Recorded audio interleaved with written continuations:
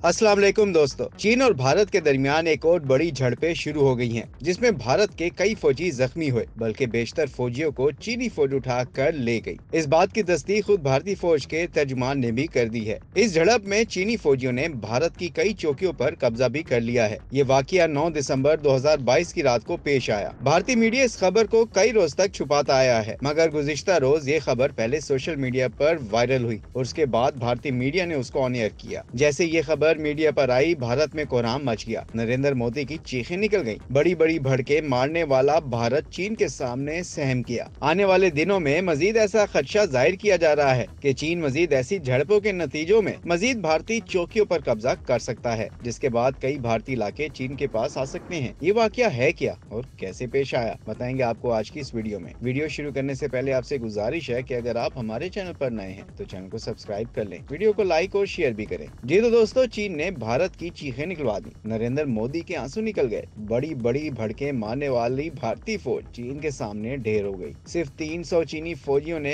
कई भारतीय चौकियों पर कब्जा कर लिया और इन सब इलाकों को चीन में शामिल कर लिया। भारतीय फौज अपने इलाके की हिफाजत करने में नाकाम हो गई है। बस ये साबित हो गया कि भारत सिर्फ बॉलीवुड फिल्मों के जरिए ही जंग को जीत सकता है। हकीकत में ऐसा मुमकिन नहीं। अब आपको बताते हैं कि चीन और भारत के दरमियान 9 दिसंबर की रात को आखिर हुआ क्या। 9 दिसंबर की वो रात जिसको भारत कभी भी भूल नहीं सकेगा। इस रात चीन की लिबरेशन आर्मी PLA के दस्ते और अरुणाचल प्रदेश के तवांग सेक्टर में दाखिल हुए। उनकी तादाद सिर्फ 300 के करीब थी। दोस्तों, भारतीय फौज इस चीनी फौज के इकदाम से बिल्कुल बेखबर थी और ख्वाब खरगोश के मजे ले रही थी। भारतीय फौज को मालूम ही नहीं हुआ कि कब और कैसे चीनी फौज भारतीय हदूद में दाखिल हो गई। खैर, चीनी फौजी दस्ते भारतीय हदूद में दाखिल हुए और 30 चौकियों पर कब्जा कर लिया। न सिर्फ चौकियों पर कब्जा किया, बल्कि कई भारतीय फौजियों को यरगमाल भी बना लिया और उनको अपने साथ ले गए। इसके बाद भारतीय फौज के मजीद दस्ते पहुंचे और दोनों अफवाज के दरमियान झड़पें हुई, जिसके नतीजे में कई भारतीय फौजी शदीद जख्मी हुए। ख्याल रहे कि दोनों अफवाज इन इलाकों में हथियारों का इस्तेमाल नहीं करते हैं। ऐसी झड़पों में लातों, मुक्कों, डंडों, लकड़ियों, पत्थरों, रस्सियों का इस्तेमाल होता है। इस झड़प के बाद भारतीय फौज अपनी अपनी चौकियों और वो इलाके जिनकी वो हिफाजत कर रहे थे वो खाली छोड़कर भाग गए।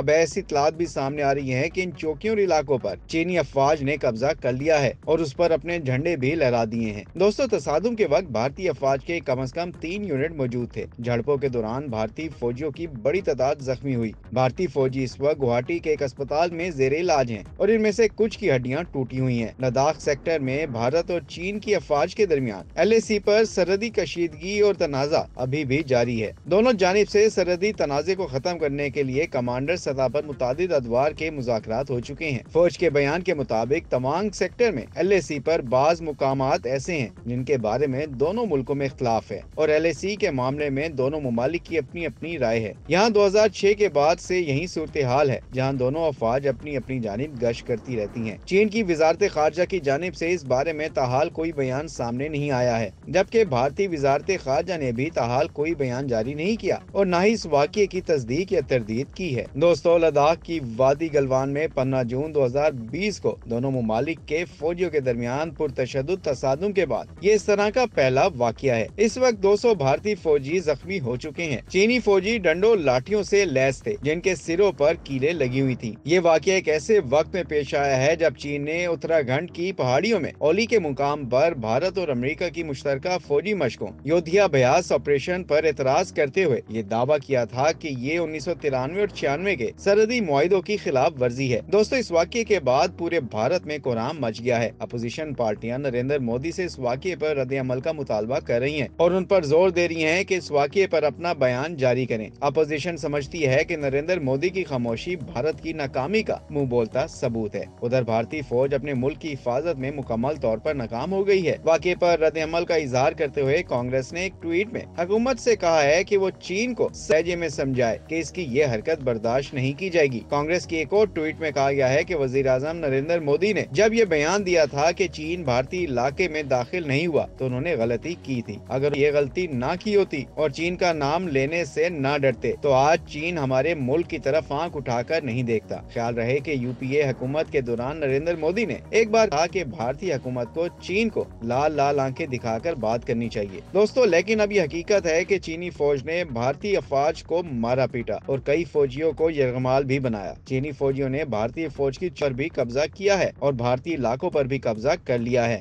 अब एक सवाल आप लोगों से है और वो ये कि क्या आपको लगता है कि भारत चीन से अपने इलाकों को वापस ले लेगा और क्या भारत चीन के खिलाफ कार्रवाई करने की जुर्रत रखता है या नहीं? इसका जवाब आपने हमें कमेंट सेक्शन में लाजमी देना है।